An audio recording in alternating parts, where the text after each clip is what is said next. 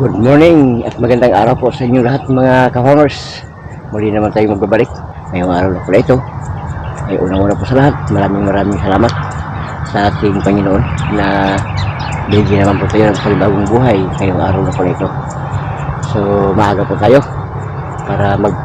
para mamitas po ng ating gulay na itinanim po sa gilid ng ating bukid. So marami tayong makukuha at saka yung makikita nyo na ina-upload ko ng mga gulay ay dito ko po kinukuha.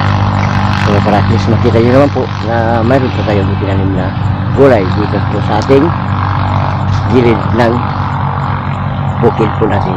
So let's go mga ka-farmers, harvest po tayo, pipitas po tayo ng mga sitaw, yung bulaklak ng kalabasa, saluyot, talong, ayan. At saka udot ng talbos ng kamuti. Sige, let's go mga farmers, sabayan nyo lang po ako. Ito po yung kalasal, yung sitaw. Wow.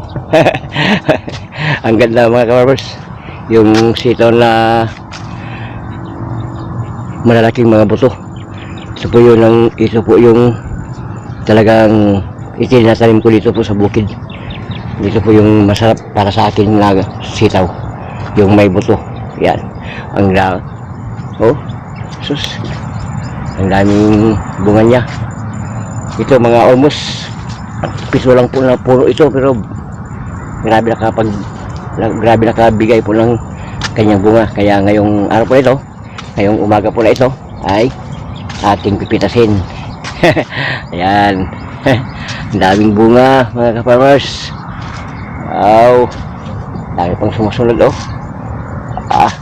grabe at saka yung ating kapapaya. Yung dalawang pulo po natin, ayan.